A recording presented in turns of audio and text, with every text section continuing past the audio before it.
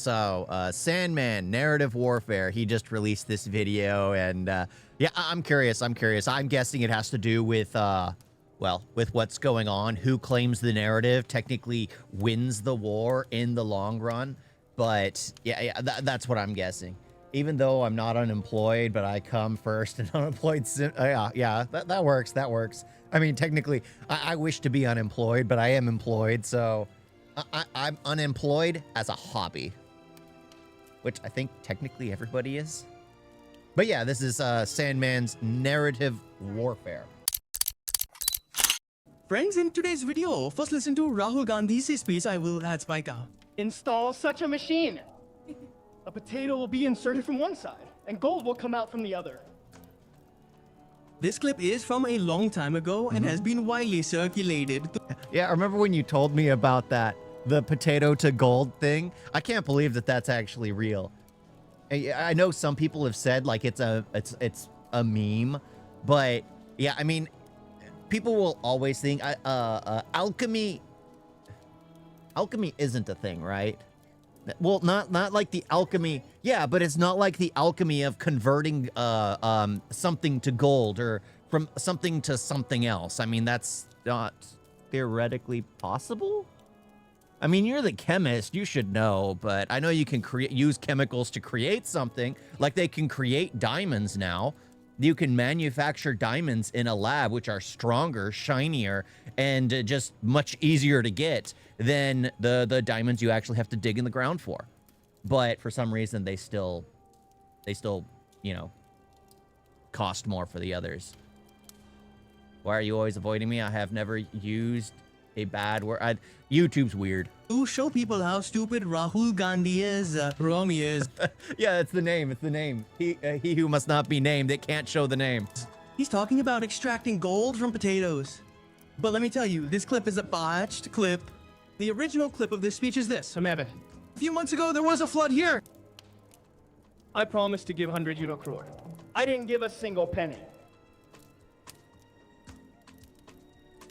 I told potato farmers I would install such a machine, a potato will be one side, and gold will come out from the other.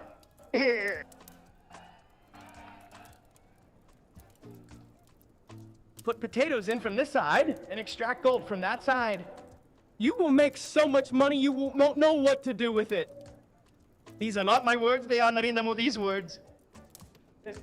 50 in every bank account and now give 0,000 to the bank. Here, Rahul Gandhi is saying that Modi has said that we will turn potatoes into gold. But a small section of this entire clip was cut out and circulated to make it appear as if Rahul Gandhi had the idea. Oh, okay. But the thing is, he's the one, yeah, he's the one recorded saying it. I mean, if Modi, if we don't get a video, like I always say, if something isn't documented in any sort of way, then it didn't happen. If there is no, and well, I guess with AI, I mean, they're going to start creating fake documents of things. But at the same time, if there's no proof of something happening, then it didn't happen. Like I tell my friend when he gets like a good game session going and he like, oh, I got this done. I killed this many people. I won first place. I was like, oh, did you record it? I like to see it. Oh, I didn't record. Then it didn't happen. It's the same kind of concept. So, I mean, he's saying Modi had said it, but where's the clip of Modi saying it? It better pop up. Of turning potatoes into gold. Oh, blood. Let me show you another similar example that happened recently. This clip is currently going viral of a speech Modi gave in Israel.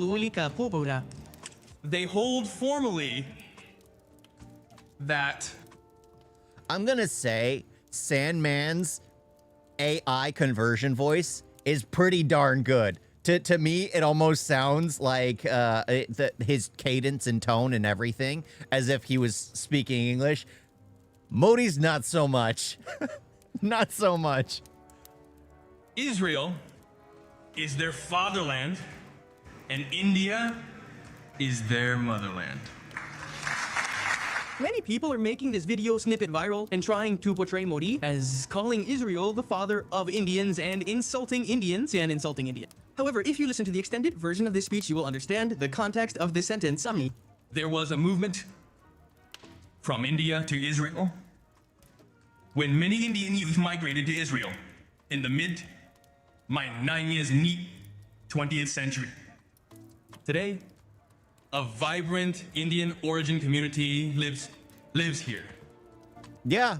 Yeah. I mean, technically, you could say that about almost anywhere in the world. I mean, how many Indian communities are there around the globe? Around the globe. Like in the US, it's funny. I like that. I'll go for a drive with my wife, and then she'll spot the Indians, and I was like, I'll point out the houses to you. And then we'll drive by these massive mansions, and I'm like, oh, that's owned by Indians. A little further down, that's owned by Indians. All the Americans live in these very poor, because they know they group up in their family, they bring their entire family over, and then put all their money together to basically elevate their family's lifestyle here in the U.S. Gosh, I think that's the right way to do it, because thinking about it's like my brothers make a ton of money. If I could rely on them for a better lifestyle, I'd be set. But sadly, they're off doing their own thing. Good for them. Good for them. They contributed to the building of modern, elaborate Israel in laboratories, and hospitals in classrooms, and also on the battlefield on Tkiasu.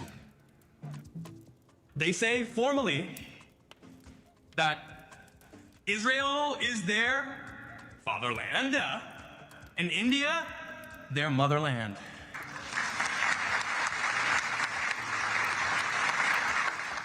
Here, he's talking about the people of Indian origin that they live in Israel and consider Israel.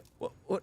Oh, I get it. I guess because he mentioned Israel, they had to show. Okay, I get it. I was like, wait, why is he showing Jewish? Oh, okay, they're in Israel. Their fatherland, that is their ancestral land, that is their ancestral land, and India, their motherland, the land where they were nurtured.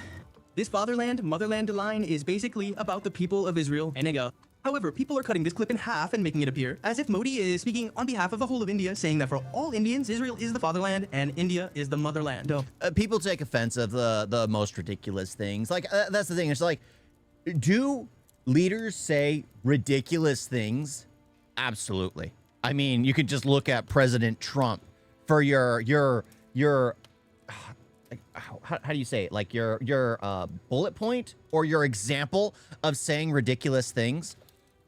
Are things always taken out of context? Absolutely. And again, point to Donald Trump, where he goes on for an hour or two for a speech, and then like only 2 minutes are taken out to make it seem like he said something ridiculous, which in the long scheme of things, he does say things ridiculous, but at the same time, it's always pulled out of context. That's why it's like you always take everything you hear with a grain of salt. Just like, huh. He said that about Israel being a fatherland and India being the motherland. Huh, I wonder what he meant by that. Instead of going, like, that's what I would think. It was just like, I wonder what that meant. Yeah. It's insane. It's just like you could easily think of it like, oh, I wonder what was meant by that. I wonder what was meant by that, instead of just taking offense by the whole thing. By the whole thing. Bro, we belong to Mauryan Empire. I think we are grandfatherland. Yeah. That's what my wife was basically talking about, how it literally is that India was a part of the entire Middle East, owned the entire Middle East basically for a while. But yeah, I mean, there's so much that a lot of people just take out of context because of clips, and AI is making things far worse. I mean, there was an audio leaked of President Trump yelling at like the CIA or operatives and FBI agents, telling them not to release the files, when the whole thing was AI. The whole him yelling was all AI. But yeah, it's just like there's always things that are taken out of context, and people will always look at things with their agenda and be like, yes, I assume that about people. It's crazy how bad it's getting, just because, oh, I never liked Modi, of course I'll look bad at him. Oh, I like Modi, what? Maybe there was something different. Like, everyone has their biases. While nothing of the sort is said in this speech, the question arises, why are people doing this in both cases, in Rahul Gandhi's case and Modi's case, causing misinformation to spread?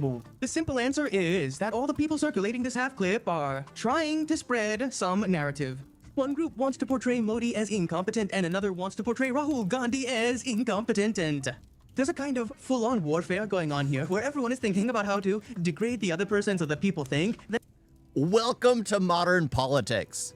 It's funny. I think India, since it's speed running its modern issues, it's speed running its mudslinging, because the U.S. used to actually stand on policy and politics way back in the day when they ran for president or when they ran for office. They would always stand for what they said. Now it's who can degrade the other person more. It has nothing to do with policy, nothing to do with what they believe. It's about who can degrade the other person more. they're better than them. Cool. And this warfare, friends, is called narrative warfare. There aren't English subtitles. I wish there were. I wish there were. Nope. Oh, auto-generated. Same thing. Okay, let's see. Nope. Yeah, I hate that. Friends, this narrative warfare doesn't just happen in politics. In fact, They said they were being kind and saying it has English it doesn't have English subtitles unless you're watching it English dubbed. It doesn't make sense to me either. you can notice it everywhere around you. Like that colleague in your office who constantly flatters his manager and takes credit for your war work. Or that friend who belittles you in front of a girl to impress her so that she thinks he's an alpha, a chat, or a group leader and she'll romance him. Everyone is playing a narrative game at their own level. And most of the time, it's up to you whether you want to participate. There are many narrative wars where even if you don't participate, it won't make a significant difference to your life, or you won't be involved. But there are some narrative wars where your consent doesn't matter. You become a part of it by default. For example, consider the anti-India narrative. If you're Indian, you have 100% civic sense, you shower 10 times a day, you don't smell bad, and overall you're a good person. Yet a random Englishman will consider you a bad person. Because a global narrative has already been set against India, Indians are useless.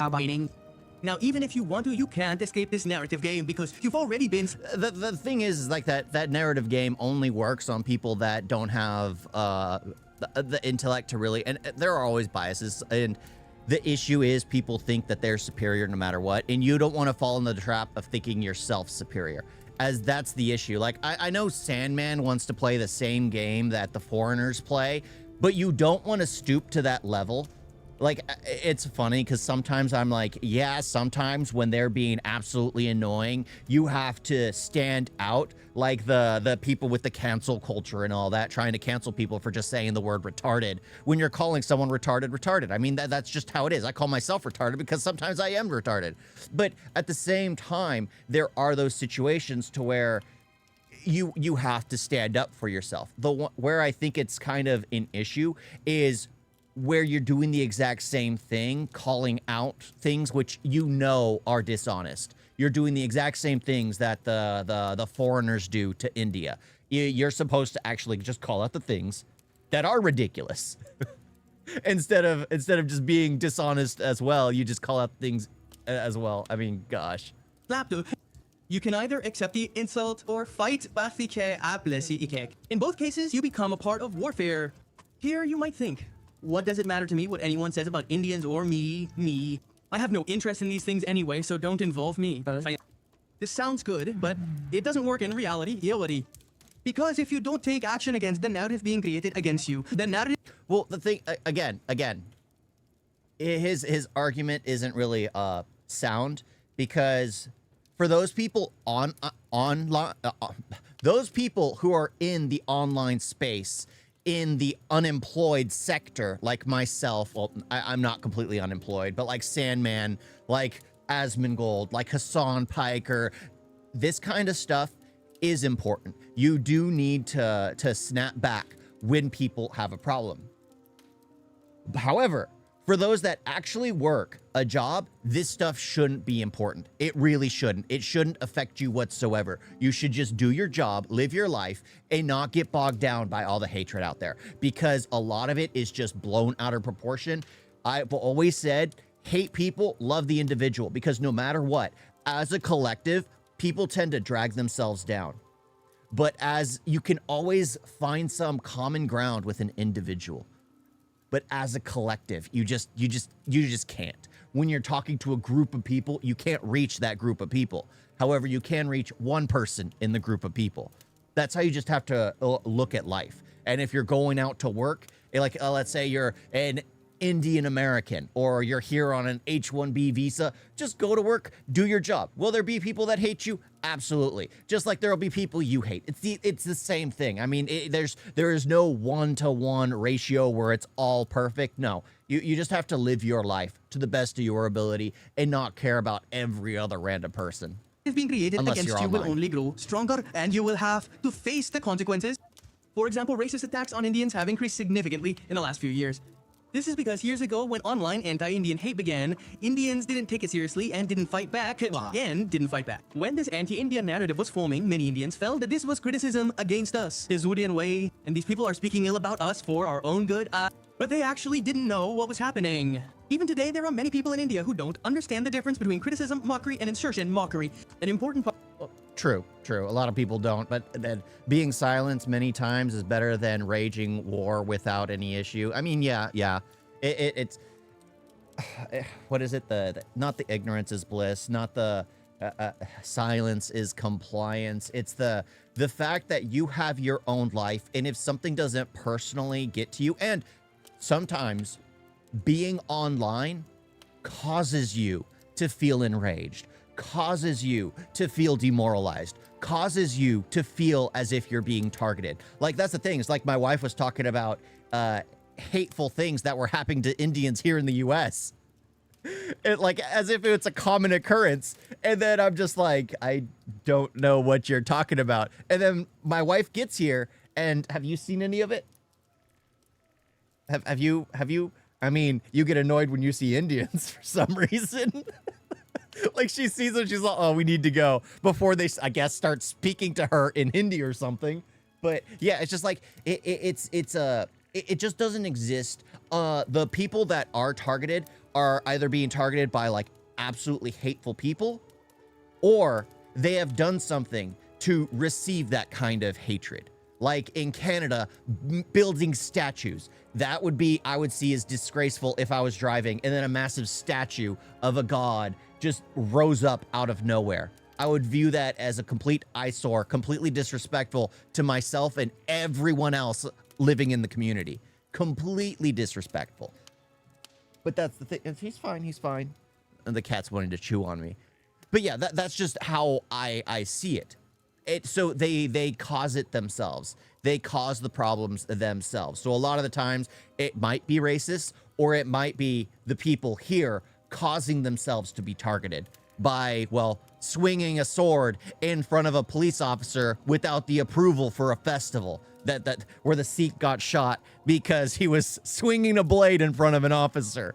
Or yeah, just those kinds of situations. Part of narrative warfare is to not only belittle others, but also to show positive love, Bobby. And China is a perfect example of this. China uses its TikTok platform to spread anti-India content worldwide, while it itself tries its best to censor anti-China content. And look at what happens in India. Anyone can randomly come anywhere, make a video, and upload it to YouTube, etc. for the whole world to see. For the whole world to see. But you won't find this in China. The content going out from Chinese sites is heavily monitored, and most negative content is filtered out. After that, the remaining content that comes out only shows how advanced and developed China has become. And overall, everything there is perfect. On the one hand, China completely humiliates others on the internet. On the other, I don't know. I've seen a lot of Chinese people, Chinese influence literally destroying their own bodies. So I don't know. I've seen a lot of Wani's videos where they're putting cement in their skulls, or they're cutting their bones in half and extending their bodies, or they're literally putting filler in their eyes to make their eyes look like, yeah, it's insane. It's insane. It gets very creepy. So again, you can always find the rot in any kind of nation. You can find the rot in any kind of nation. That's the thing. It's just like, but those kinds of things get views. Like me, I'm disgusted, but it's kind of like a accident on the side of the road. I'm disgusted when I need to slow down at the traffic But when I'm about to pass the car that got in an accident, I'm looking, I'm slowing down and watching. I'm seeing what's going on, where it's at in the process of being picked up. It's the same kind of concept where I'm watching a Wani video where I'm seeing the destruction and you just are staring at it. Like I'm like cringing because you see what they're doing to their bodies, but at the same time, you can't stop watching because, well, it's a car crash. It's a train wreck. It's something that's just happened and you just can't look away because it's just a, well, I guess not natural destruction, but it's self-inflicted destruction at that point. On the other hand, it heavily censors content related to its own country to stay ahead of India in this narrative warfare. In my opinion, if there is any country in the world that is the worst at creating its own narrative, it is India. It is. If Indians do something good, they are unable to promote it properly. And if they do something wrong, it is trumpeted worldwide. When someone speaks negatively against them, they remain silent and say, quote, let him speak, we will do good work, and then we will be famous, But by the time they do good work, they are so humiliated that their good work loses all its value. Half of Indians themselves are engaged in negative criticism of India.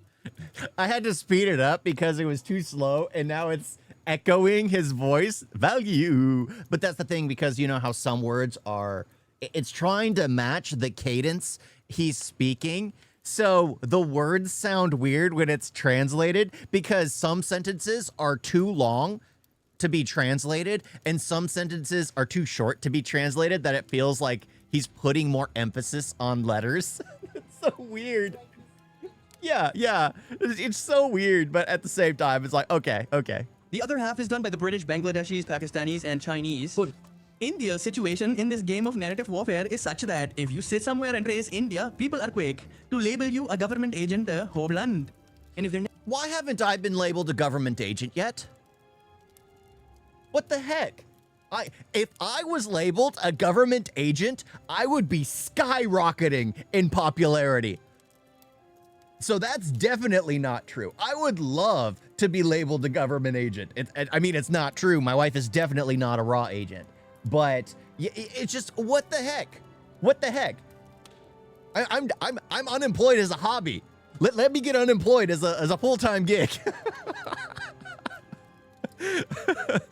But yeah, I mean, I like to speak my mind on things that I enjoy or something I don't like or I don't completely feel close to. It's just like there's no point in lying about it or pretending otherwise. I'll just speak my mind on things. That's just how I've always felt. And for me, I don't feel like I can talk about things unless I've actually seen it firsthand or traveled there. I mean, I've been to India 5 times now. I mean, I'd love to go to Japan. I'd love to actually visit China once. I mean, I'd be allowed to set foot there. You would. My friend wouldn't. He wouldn't be allowed there. narrative is so negative in their own country, imagine the narrative prevailing abroad. Overall, India is losing badly in the narrative warfare going on all over the globe. One of the main reasons for this is that India is filled with traitors who prefer foreign countries. Okay, I get it. I get it.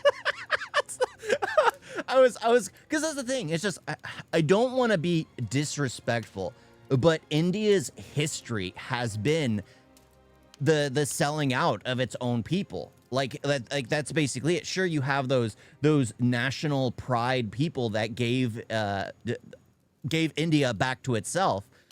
However, India was sold to the British Empire by Indians. I mean, that's just historical fact, and that's just what's constantly happened.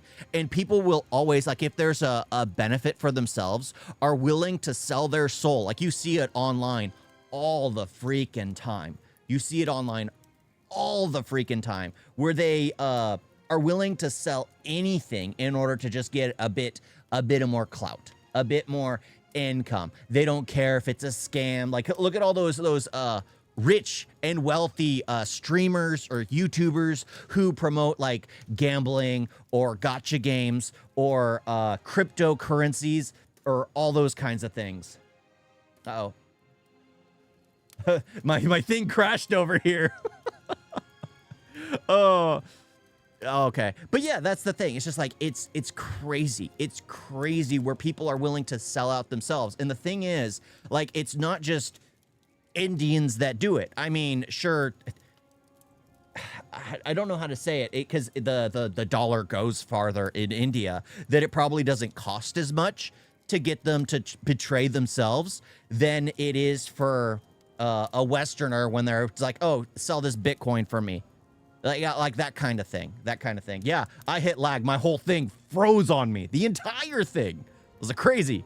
Over India and don't want to hear anything good about India. Furthermore, India is growing rapidly. So all the major countries and even the smaller ones around us are wondering how it is growing so well. But the biggest reason, in my opinion, is that India isn't able to properly spread its positive narrative, because, well, haters hate, but you have to make a mark.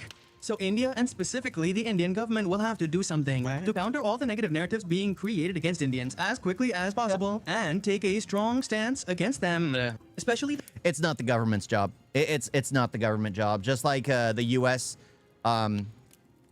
it's not the U.S.'s job to make the rest of the world like the U.S., it's the people's job. There's a reason why Americans are hated when they travel almost anywhere in the world.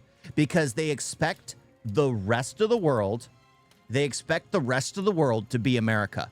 They speak to the rest of the world as if it's America. And in America, you're allowed to be disrespectful. You're allowed to be, because everything's under free will. Everything's under, oh, you view this, you view this, you view this.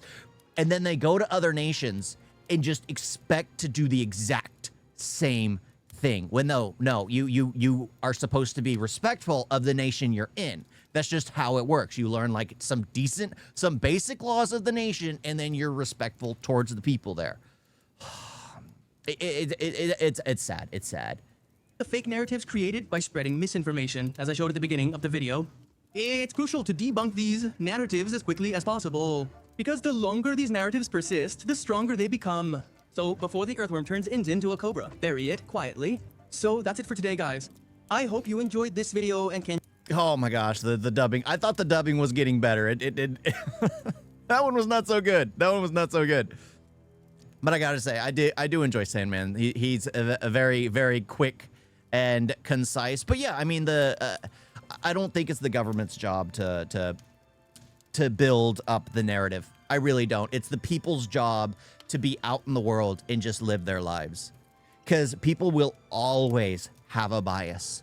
People will always go to places with an agenda. I mean, people from India can travel to the US and easily do hit pieces on the US. The exact same thing.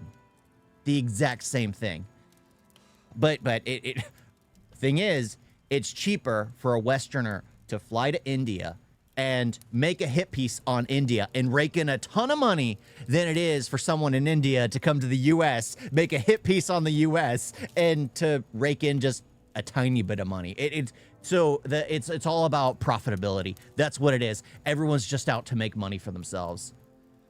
Oh my gosh. I can't win with this accent. Yeah, that one was a little, it was weird. It was very messed up. I left crypto, stocks, and real estate industry, highly unethical industries. Yes, absolutely. Those things are very, very, very, very, I don't know the best way to say it. I mean, the only real estate worth having is your own, having your own house. That's it. Selling or like crypto coin. Oh my gosh, that's just insane. Stocks, I mean, investing isn't a bad thing, but yeah, crypto is like the worst. It's government job to build actual good infrastructure instead of leeching via corruption. Well, yeah, true. It is the government's job. The thing is like you have to look at India as it became free in a time where everything was already far advanced. So it's was trying to speed run, putting in like police force, infrastructure, everything all in one go, because Britain didn't care about any of that. They didn't care about any of that. And it was put in way too quickly that it becomes more difficult to try and revamp an entire governmental structure after the fact. It becomes incredibly difficult. but you have to start like from the ground up at that point. You have to completely change. I think they should just start it in like the capital and then branch out from there. They need to do like vehicle registrations and things like that, like the types of vehicles that are allowed, instead of these very bad smog-inducing vehicles. They in the big city, it needs to be controlled, and then like public transportation, just like water, electric. You guys have great internet already. There's no really anything there that I can say with that's already fine. I wish I had great internet. But there are little things like that. Which can be done, but it has to start in one location. You can't just outsource it to the entire nation. Like body cams on police officers. That needs to be like a given in major metropolitan cities. That just has to start in like started in Delhi, Mumbai. Yeah, you know some of the major ones. Gao. Is that how you say it? Goa, whatever it is. Just in the major ones, especially where tourists are. Well, it's a huge party city for tourists, so it makes sense that it would be there. But that's the thing. It's just like something like that, but only in the big cities, and then slowly have it branch out further and further and further and further. If I'm not wrong, British did build institution and infrastructure, so we did benefit, but you know, it was primarily built for other purposes. Well, everything that was built by the Indians to begin with. Like the railroads was a gift from Britain, but it was built, and the math and everything was done by the Indians. So was it really a gift? Funny. You guys got a video?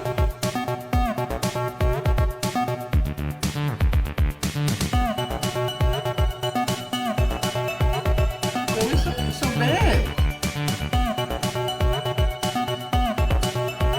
And don't forget to like and subscribe.